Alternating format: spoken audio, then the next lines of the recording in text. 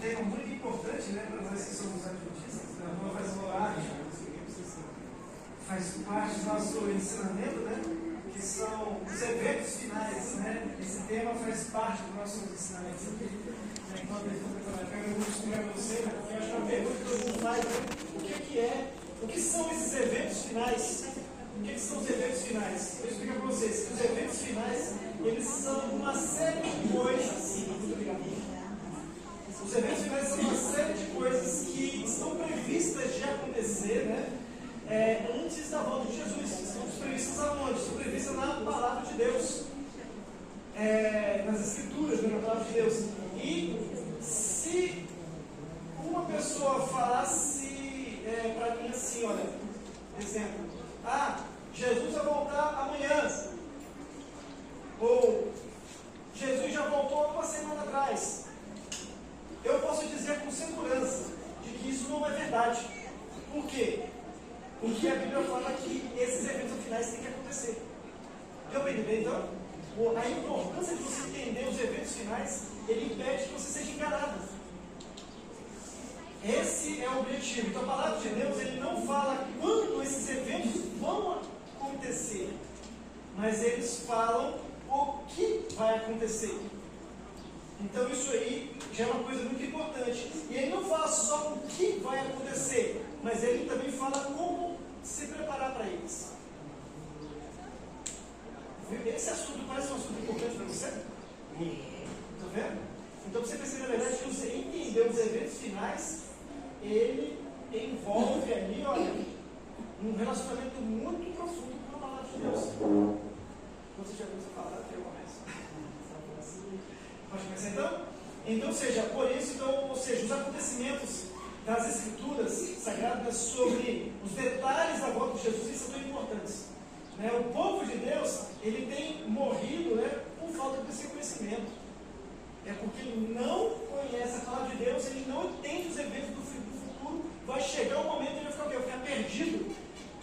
E estão sendo, ou seja, e essas pessoas que não estudam, que não têm o conhecimento, eles são iludidos. Mesmo hoje, por esses tais sinais e mentiras do inimigo, com o propósito de enganar até mesmo quem? Os escolhidos de Deus. Por isso o texto que a nossa irmã acabou de ler aqui agora, fala desse entendimento, fala da importância de estudar a palavra de Deus. Compre a verdade e não a venda. Compre a sabedoria, a instrução e o entendimento. É sobre isso que vamos falar hoje, sobre esses eventos finais. Vamos fazer uma oração, deixa eu começar? Pai Santo, Todo-Poderoso, que habita nos céus, nós estamos aqui, Pai, porque precisamos, Senhor Deus, de entender essa mensagem, de entender o que nos espera pela frente. Nós vivemos hoje, Senhor Deus, um período de paz, mas sabemos que não será assim para sempre. Sabemos, Senhor Deus, que muita coisa vai acontecer. E nós temos que estar preparados para essas coisas e rogando, Senhor Deus, o poder do Espírito Santo para entendermos isso hoje. Em nome de Jesus, por meio do Teu Santo Espírito. Amém. Amém. Então vamos começar a fazer uma ilustração aqui. Imagine que você tem alguém que você gosta muito. Você tem uma pessoa que você gosta muito e essa pessoa está vindo para a sua casa, está de carro. Tá ok? E você está ali na TV, está no computador, está vendo as notícias e você percebe que aqui o tempo vai mudar. O tempo está mudando, vem aquelas nuvens escuras, as nuvens ficam carregadas, ficam pesadas, fica aquela tempestade forte, as árvores começam a cair e você fica preocupado. Você está num lugar seguro, mas a pessoa que você gosta não, está no meio do trânsito, de carro, e é muito perigoso, as estradas estão bloqueadas. Mas aí você ouve pelo seu vizinho de que existe um lugar por onde dá para poder passar. É uma estrada apertada, cheia de galhos, mas dá para poder passar. Então você faz o seguinte, você vai lá, entra em contato por telefone, uma mensagem, lá para essa pessoa que você gosta muito, e dá para ela o único caminho seguro por onde ela pode passar. E ela vai vir, e ela vai chegar na sua casa. A ideia principal é essa. Assim como você guia essa pessoa que você gosta muito por um caminho seguro em meio a uma tempestade, Jesus ele quer guiar você pelos eventos finais.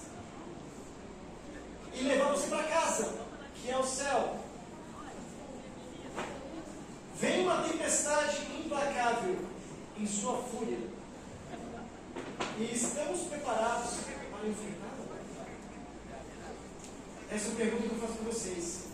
Essa tempestade representa os momentos difíceis que a Bíblia descreve como os eventos finais. Situações que exigem firmeza espiritual e total confiança em Deus. Tudo que Cristo fez, tudo, a sua vida, a sua morte, a sua ressurreição, o seu ministério, era para quê? Era para garantir que você chegasse em segurança no céu. Ele não quer que ninguém se perca dessa confusão que está preparada nesses eventos que vão acontecer antes da volta dele. Ele não quer que você fique em confusão. Então, as profecias desses dois livros que eu falo para vocês, do livro de Daniel e do livro de Apocalipse, não foram escritas para causar medo. Elas foram feitas para poder guiar, proteger, fortalecer e preparar você. Eles são como uma mensagem enviada para essa pessoa que está lá no meio da tempestade. Ela está guiando você para uma rota segura no meio dessa tempestade. Não tem como você falar, não vou passar por ela. Você vai estar no meio da tempestade, mas você vai saber a rota. A estrada vai ser apertada, vai ter galhos, mas vai dar para passar, vai dar para poder passar. Deu para entender? Você não vai ficar livre dessa tempestade, mas você vai passar por ela com segurança. Então esse é o objetivo. Então, o que você vai encontrar dentro desses livros de Apocalipse e do livro de Daniel? Lá você vai encontrar antecipadamente o que vai acontecer. Lá vai ter os avisos, lá vai ter os sinais, lá vai ter as orientações claras para você e promessas de proteção para você. Você não vai estar sozinho, você vai saber por onde vai passar, você vai saber onde você está pisando. Isso é importância, por isso é importante você saber o que vai acontecer nos eventos finais. Se você não sabe o que vai acontecer, é como se estivesse em um lugar escuro. E a Bíblia, ela mostra que a verdade é algo que deve ser buscado, valorizado e guardado. Nunca negociado. E por isso que o provérbio diz assim, olha, compre a verdade e não a venda. Isso significa o quê? Isso significa que a verdade tem um preço. E qual é o preço que você paga pela verdade? O preço que você paga pela verdade é a sua preferência pessoal. É a sua opinião pessoal.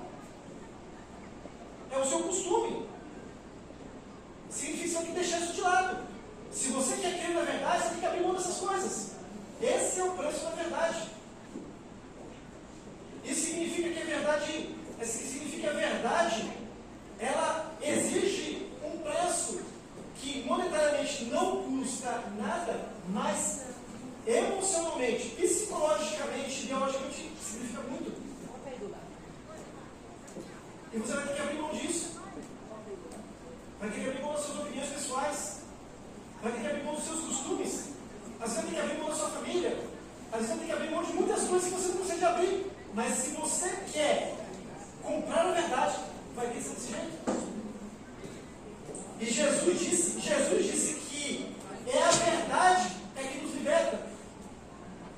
Ele também disse que Ele é o caminho, a verdade e a vida. É lá também, e também fala que é na palavra de Deus, é na Bíblia que você encontra a verdade. Então, desde o início, eu vou até um verso para vocês aqui, olha, que também tem muito a ver com o que a gente está falando hoje, que é João capítulo 17, verso 17. Em João capítulo 17, verso 17, fala bem assim, olha, santifica-os na verdade, a tua palavra é a verdade. Então veja como é que a palavra de Deus permeia os eventos finais. Se você tem conhecimento da palavra de Deus, então você está protegido, você sabe o caminho seguro por onde passar por essa tempestade. Então, desde o início da história humana, existe uma guerra invisível que acontece entre a verdade de Deus e as mentiras de Satanás.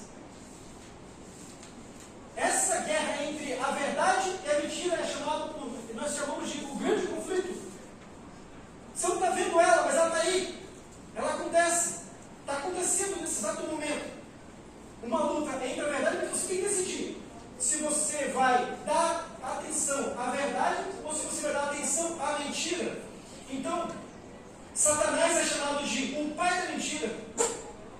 Jesus, ele é a origem da verdade. E por isso, tudo que Deus revela em sua palavra tem o objetivo de fazer o quê? Ele tem o objetivo de desvendar as estratégias do inimigo. E mostrar qual é o caminho certo.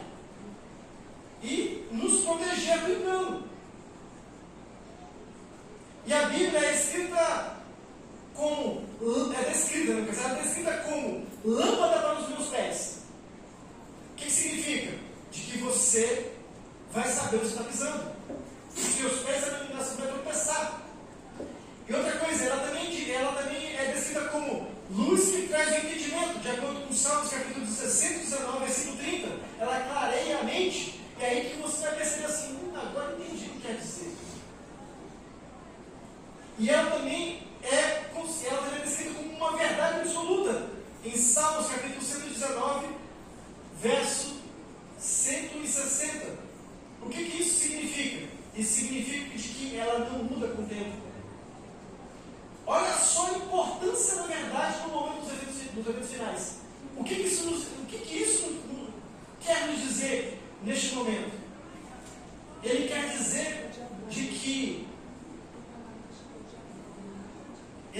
que se você não tem a Bíblia, a palavra de Deus, você fica à mercê das opiniões humanas, que mudam o tempo todo.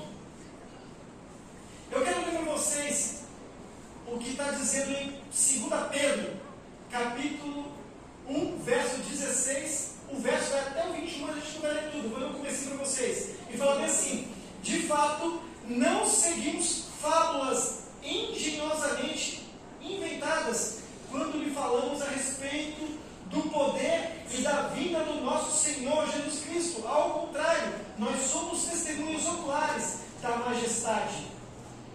Então, Pedro, ele deixa bem claro, a fé cristã não se baseia em histórias que são inventadas. As profecias são como luz que brilha num lugar escuro, do qual, se você não tem essa luz, vai ficar que você não consegue ver nada. Ela mostra aquilo que você não é capaz de enxergar. As profecias funcionam como um farol, que quando o mundo está em confusão, ela aponta para um lugar seguro. Vocês estão percebendo, na verdade, a importância da palavra de Deus? Vou repetir para vocês assim, olha, se nós não tivéssemos a Bíblia, nós estaríamos dependendo agora de opiniões humanas, e que muda o tempo todo. Eu vou ler para vocês aqui, olha, uma parte que está escrita no livro O Grande Conflito. E ele fala o seguinte, ele fala aqui, na verdade não fala, na verdade ele comenta o que está lá. Ele comenta o quê? Que a Bíblia é a proteção contra os falsos ensinos. E ela comenta que Satanás, ele tenta impedir que as pessoas estudem as Escrituras.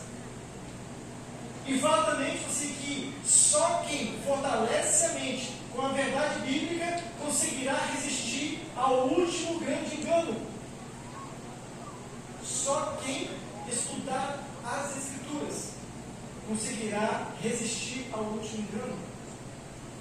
E também afirma que o anticristo fará milagres incríveis. E esses milagres serão tão parecidos com o verdadeiro, que só aqueles que estudam a Bíblia com diligência poderá discernir o verdadeiro do falso. Só aqueles que estudam a Bíblia com diligência poderão discernir o verdadeiro do falso. E fala a mesma coisa, que a crise final colocará todos diante da mesma pergunta: obedecerei a Deus ou aos homens? Vai ficar muito claro isso para todo mundo. Ou eu obedeço a Deus, ou eu obedeço aos homens. Então, ou seja, a pergunta então aqui é direta, né? O que nos mantém de pé no fim? E a resposta é simples.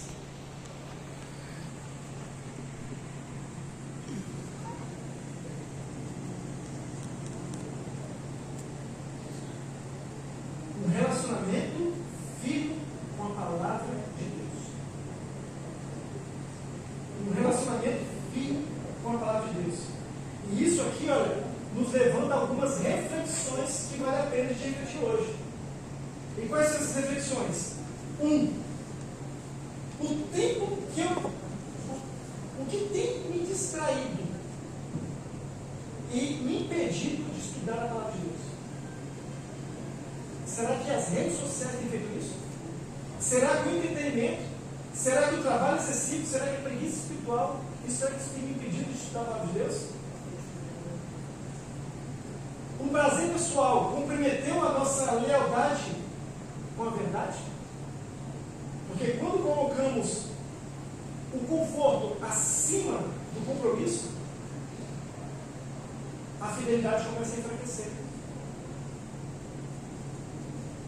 Uma outra coisa que a gente refletir também: estamos fortalecendo a nossa mente hoje para a tempestade que está vindo?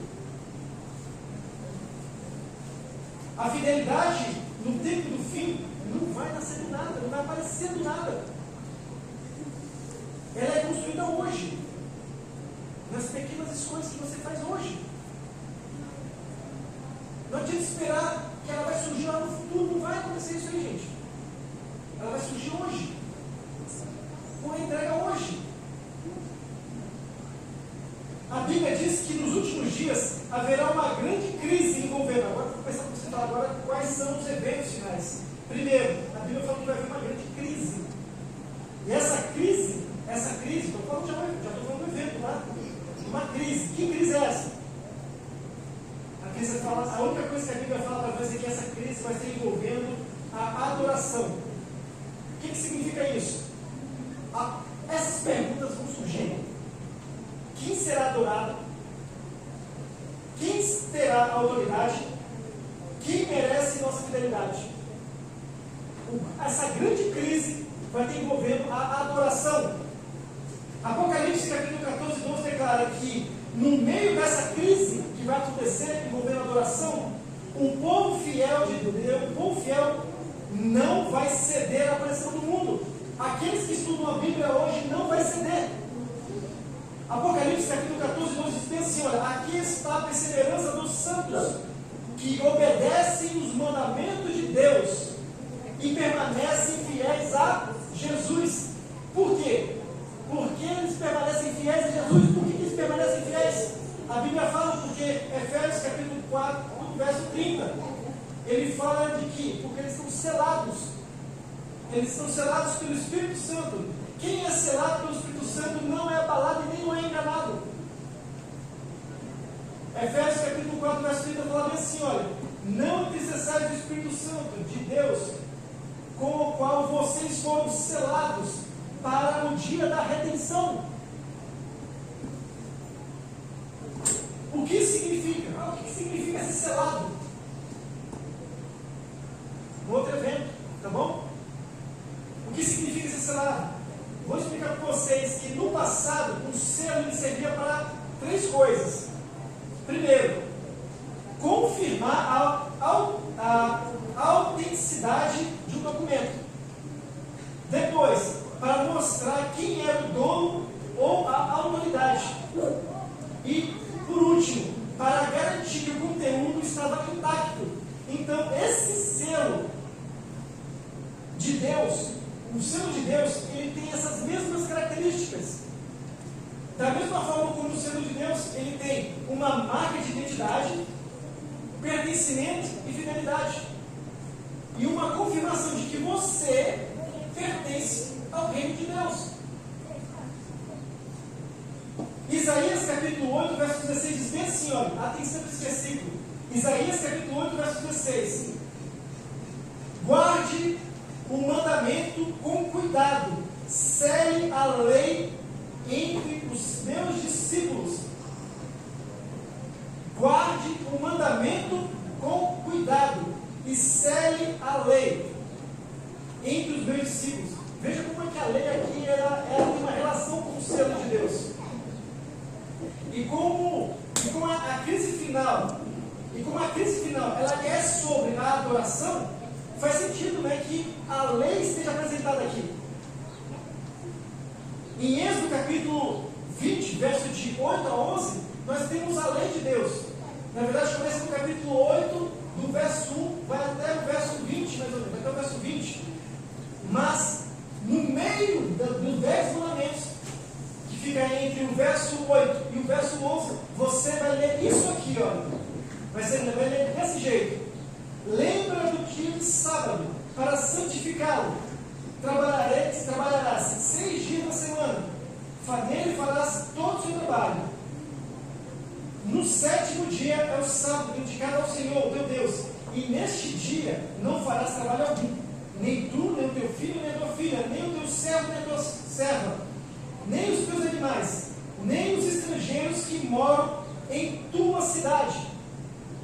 E aí, viu o verso 11. Atenção nesse verso 11.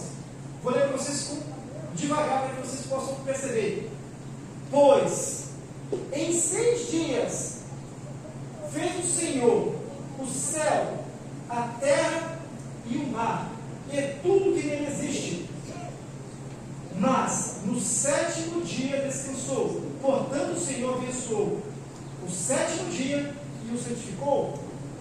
Esse pedacinho que eu li para você aqui agora, ele apresenta o selo de Deus. Como? Porque nesse versículo aí, olha, nesse versículo, do verso 8 até o verso 11, principalmente nesse verso 11, ele mostra o nome da autoridade de Deus. O nome da autoridade. Quem é a autoridade? O Senhor. O Senhor, o teu Deus.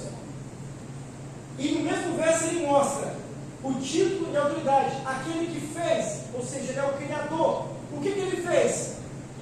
Aí ele mostra o território, o céu, a terra, o mar e tudo que neles há. Então isso aqui, olha, isso aí, ele corresponde exatamente, perfeitamente ao selo. Ao selo. E nós temos outras partes da Bíblia também que demonstram isso. Por isso mesmo na Bíblia, né, o sábado é chamado de sinal. Sinal. Em Romanos capítulo 4, verso 11, ele diz o seguinte, Romanos capítulo 4, verso 11, fala assim: assim ele recebeu a circuncisão como sinal, como selo. Ele fala as duas coisas ao mesmo tempo. Ele fala, recebeu a circuncisão como sinal, vírgula, como selo. A palavra selo e sinal, elas são intercambiáveis. O que significa? Que você pode usar tanto um quanto o outro, as duas têm o mesmo sentido. Então, quando você fala selo e sinal, estamos falando da mesma coisa.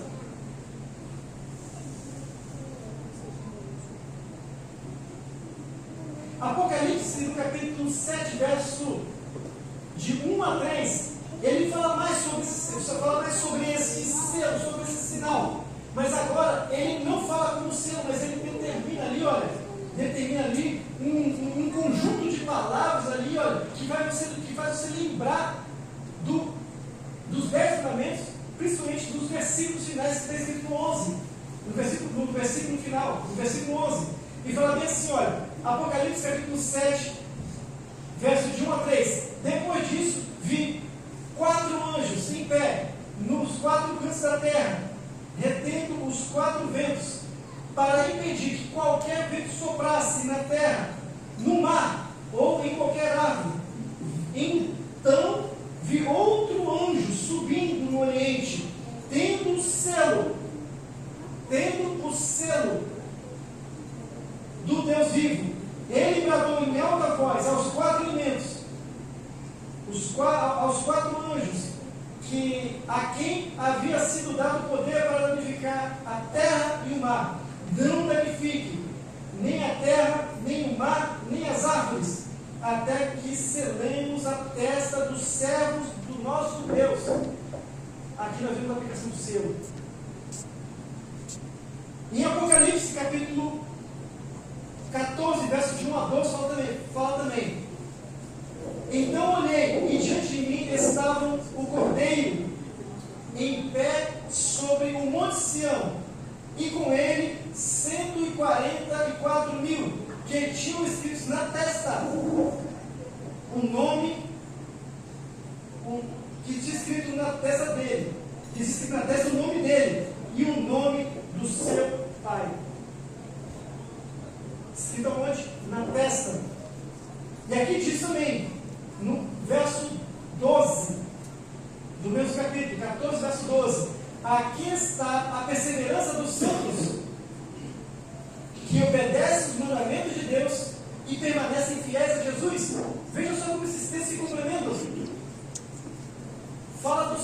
de Deus, do sinal, que está lá no sábado. Depois fala sobre um povo sendo selado. Depois associa esse selo dos 10 mandamentos. E Apocalipse capítulo 13, verso de 16 a 17 diz: e ele obrigou, olha só, agora é ao contrário, e ele obrigou todas as pessoas, importantes e humildes, ricas e pobres, escravos e livres, a terem um sinal na mão direita ou na testa.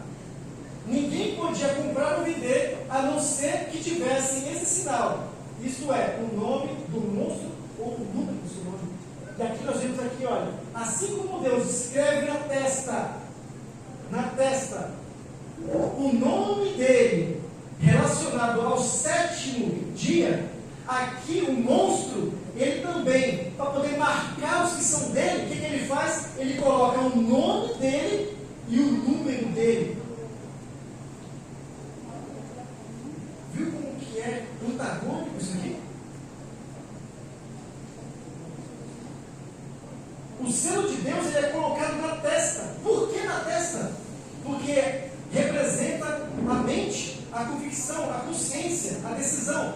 O que isso quer dizer? Isso quer dizer que ninguém será selado por Deus sem a plena consciência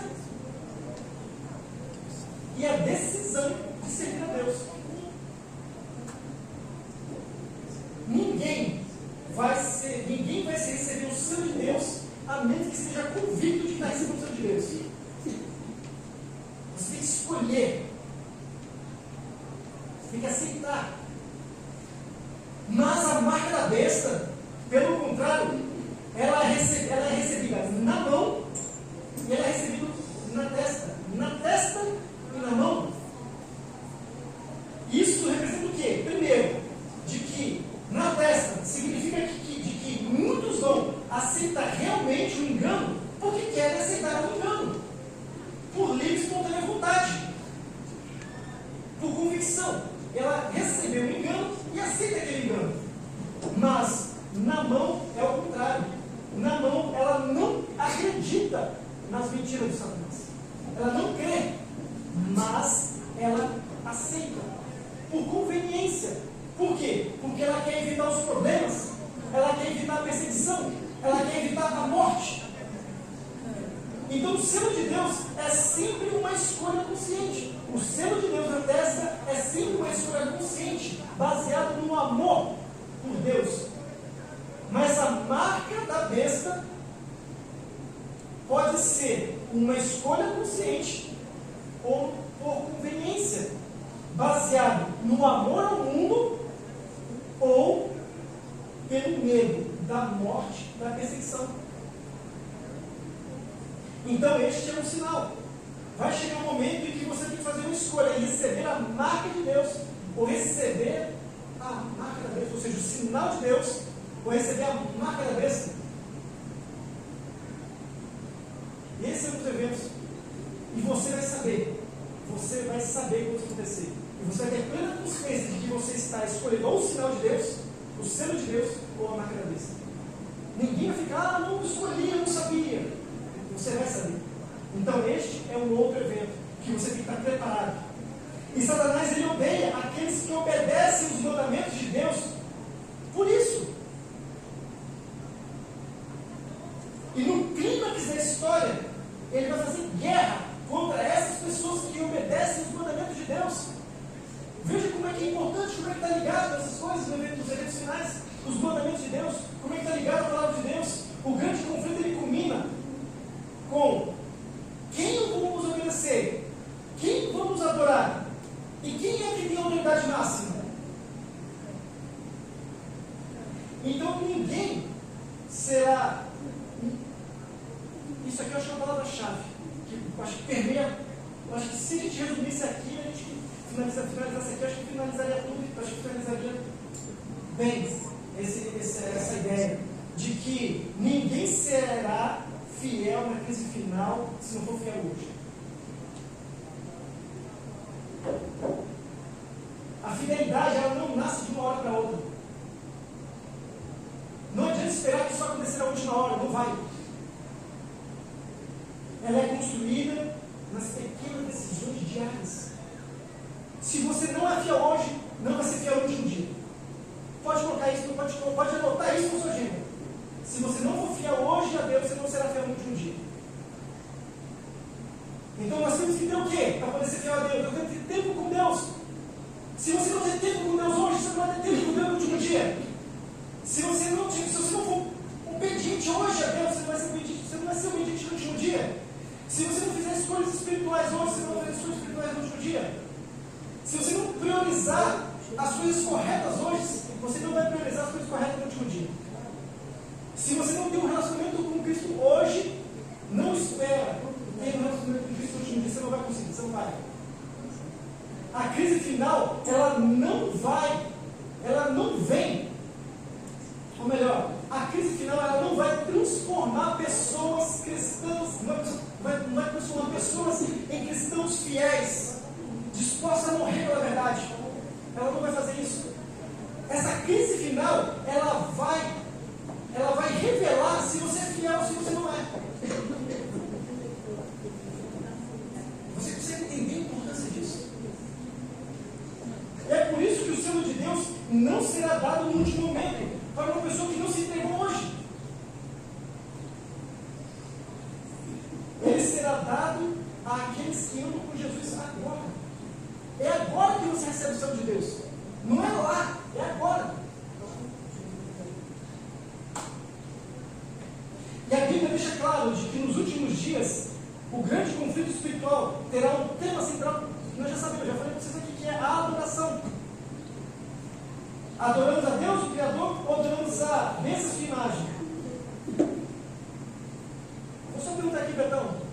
Eu me perdi um pouco no horário, eu não sei. Eu estou olhando ali, mas não sei que a gente começou e nem sabe que vai terminar. Você pode falar só aqui? Ok? Vamos lá então. Terminou até as 18. Até 18? Vamos lá então, gente. Olha, o capítulo 14 de Apocalipse, ele é como um anúncio urgente. E olha, eu li esse versículo aqui, isso aqui é poderoso. Por quê? Porque o capítulo 14, ele fala de 3 anjos. De 3 anjos dando a última mensagem para a terra. A última mensagem para a terra é falada por esses 3 anjos. Só que o primeiro anjo, quando ele vai falar, o que ele está falando? Ele fala sobre adoração. Ele fala bem assim, ele chama a humanidade para adorar aquele que fez o céu, a terra, o mar e a fonte das águas. E do segundo anjo, você vai lá para o terceiro, o que ele está falando? Ele fala sobre as consequências de adorar a besta. O primeiro anjo fala de adoração, o terceiro fala de adoração. Um é convidando você para adorar a Deus. E o terceiro, ele fala a consequência de você adorar a besta imagem. Então, eles são identificados como aqueles que... vamos ver que tem um outro verso também que fala sobre o verso 14. Ou seja, o primeiro anjo está em Apocalipse capítulo 14, verso 7. O terceiro anjo está no Apocalipse 14, verso 10. E já a descrição do povo fiel aparece no capítulo 14, verso 12, logo em seguida. Ou seja, qual é a consequência de você adorar a besta e a sua imagem? Qual é a consequência? Ele fala qual é a consequência. E logo em seguida ele fala quem são aqueles que vão adorar a Deus. Quem são aqueles que vão adorar a Deus? Ele fala, aqueles que guardam os mandamentos e têm a fé em Jesus. Ou seja, a verdadeira adoração envolve 2 coisas. Primeiro, obediência. E depois, relacionamento com Cristo. Obediência e relacionamento com Cristo. 2 coisas que você tem que colocar na sua vida hoje. Como que eu vou obedecer a Deus? Através dos mandamentos. A base da adoração é reconhecer que Deus é o nosso Criador, o nosso sustentador, Senhor e dono do universo. Em Apocalipse capítulo 4, verso 11, ele diz que Deus ele é digno de ser adorado porque ele criou todas as coisas. E é uma das formas como Deus deixou esse memorial vivo na história foi através do sábado. Então, quando você olha o sábado, ele é um lembrete de que Deus ele é o Criador, o nosso Criador, de que Ele é o nosso Redentor, de que Ele é o dono de tudo e de que Ele é Deus.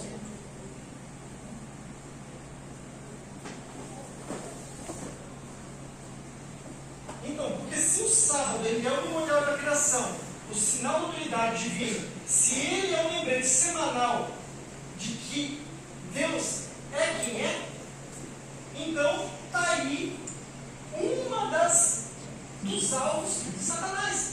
Ora, se o sábado ele mostra que Deus é o Criador, se o sábado ele mostra que Deus ele tem autoridade divina e de que Deus é Deus, então eu vou atacar o sábado. Satanás assim está pensando. Satanás ele pensa assim, olha, uma das maneiras, se eu pegar e destruir o sábado, é assim o pensamento de Satanás. Então, se eu destruir o sábado, eu estou destruindo, estou derrubando a autoridade de Deus.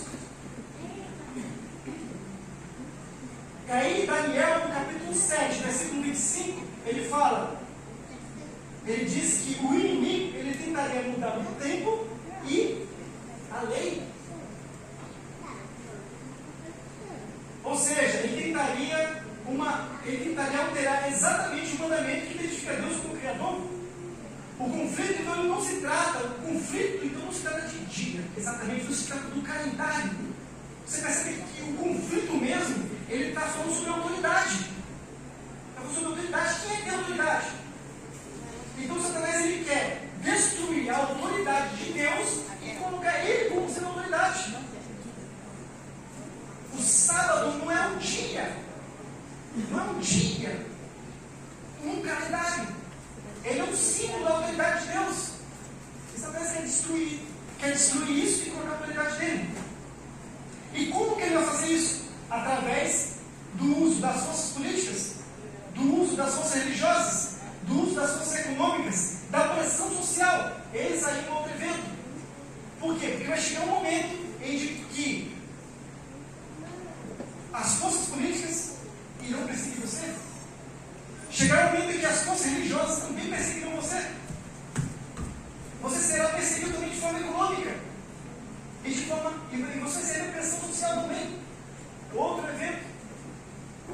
Então, para convencer ou forçar o mundo inteiro a aceitar o falso dia de adoração, ele vai usar esses poderes para poder obrigar as pessoas a seguirem a ele, Satanás.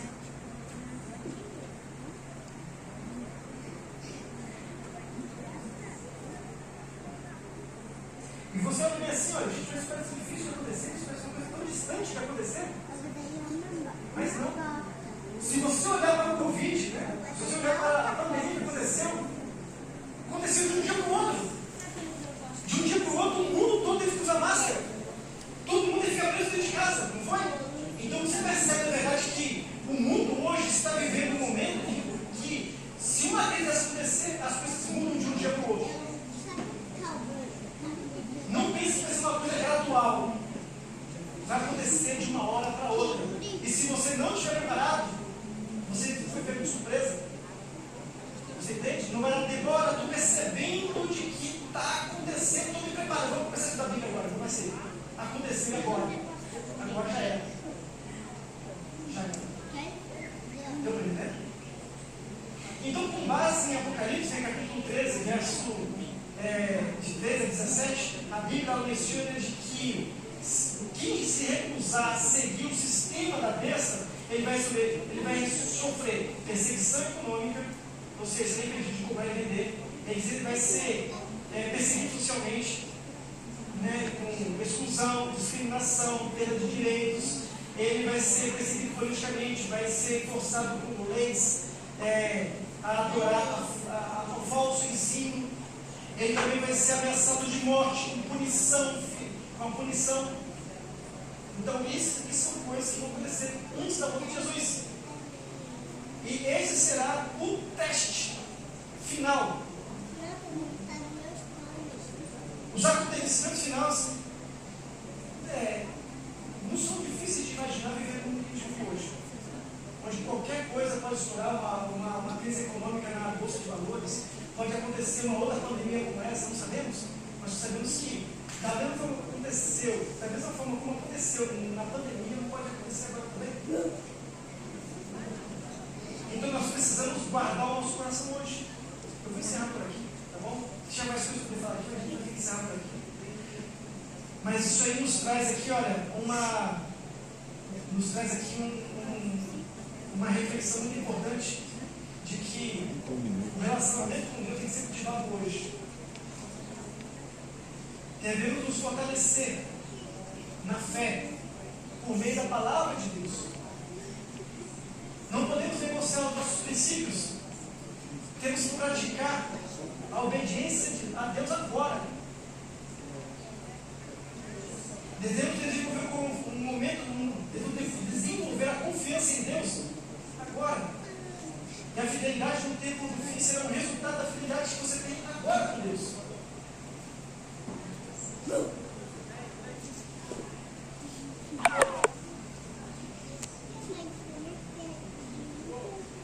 Eu gostaria de poder falar mais, mas eu não tenho como, realmente não dá para poder falar mais. Mas eu gostaria de deixar essa mensagem para vocês de um outro evento. Esse evento é um evento importante que vai acontecer dentro do filme. Ele fala que neste momento a mensagem do Evangelho também será pregada a todo mundo. E você percebe assim, nossa, é tão difícil pregar o Evangelho. Será que é difícil? Para poder entender isso, eu gostaria de lembrar para vocês o que aconteceu em Pentecostes. Existe um conceito que nós chamamos de chuva temporã e chuva serôdia. O que são essas chuvas temporã e chuva serôdia? A chuva temporã e a chuva serôdia é uma promessa que está escrita em Joel, falando de que Deus derramaria o Espírito dele de uma forma, sabe, especial. E as pessoas, e a mensagem de Deus seria proclamada para todo mundo. E isso foi cumprido no Pentecostes, em Atos, no capítulo 2. Em Atos, no capítulo 2, a promessa de Joel foi cumprida. Naquele dia, tinha apenas 120 pessoas naquele lugar, em oração firme ali, olha, fervorosa, pedindo ao Senhor, dá-nos o Espírito, dá-nos o Espírito. E de repente o Espírito veio.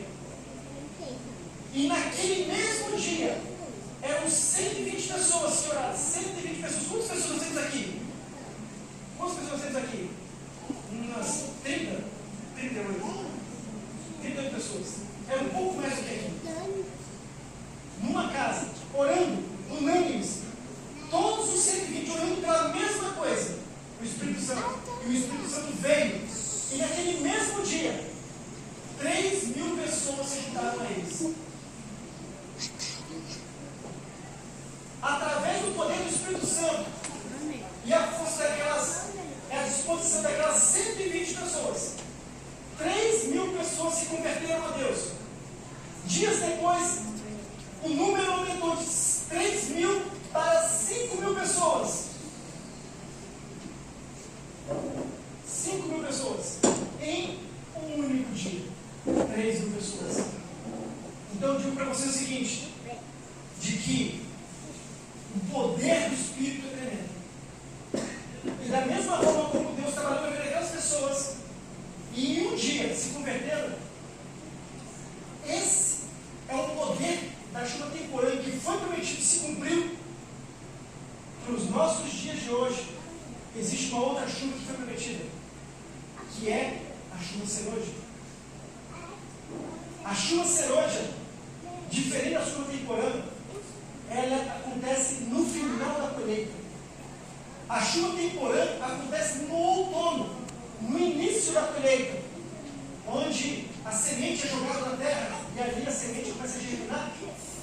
Mas a chuva serôdia, ela acontece quando? No final da colheita, quando o pessoal está pronto, o fruto já está maduro, e aquela chuva sai para amadurecendo, poder amadurecer o grão. E ali começa a colheita. E essa chuva será prometida para nós no nosso tempo. E se a chuva temporã fez o que fez naquele dia, imagine o poder da chuva serôdia nos nossos dias de hoje. Não vai ser somente o Senhor. Você vai pregar a palavra de Deus. Mas as pessoas vão ser convencidas nem tanto pela sua palavra. As pessoas vão ser convertidas pelo poder do Espírito. E essa chuva celestial ela foi prometida para aqueles que forem fiéis hoje. O que eu peço hoje para vocês, Espírito Santo, peça a Deus para que você esteja preparado hoje, para que você receba Jesus nesse dia. Para que nesse dia você possa estar junto com essas pessoas que não vai converter 3.000, mas que vai converter 100.000, 200.000 pessoas em um único dia. Que Deus seja louvado. Que Deus seja louvado na sua vida hoje. Que você procure a Deus hoje. Não deixe para poder procurar a Deus amanhã. Porque amanhã não é o dia que Deus está pedindo para que você procure. É hoje.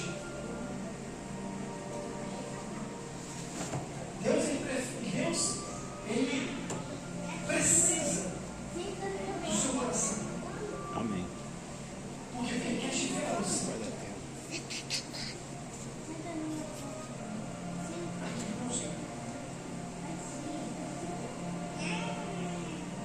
Não é que Deus quer para você.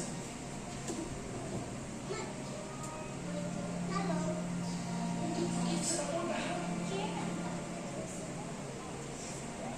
O que Deus quer de você hoje é que você entregue o seu coração a Ele.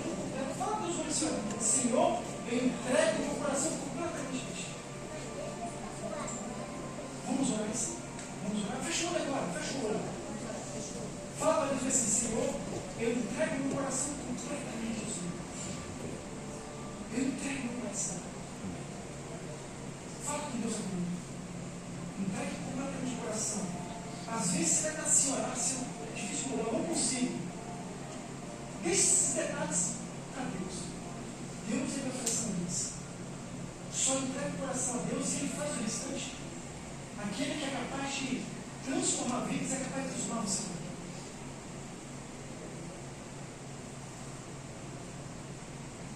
Santo Deus, peço, meu Pai, que o Senhor possa transformar os nossos corações para que possamos ser andar de conformidade com a Tua palavra.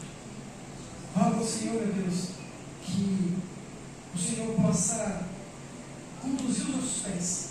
Acerte, Senhor Deus, os nossos caminhos, para que possamos andar em conformidade com a Tua vontade. Peço, Senhor Deus, amolece o nosso coração, para que possamos fazer, Senhor Deus, aquilo, Pai, que Te agrada hoje, para que possamos estar preparados no último dia. Em nome de Jesus. Amém.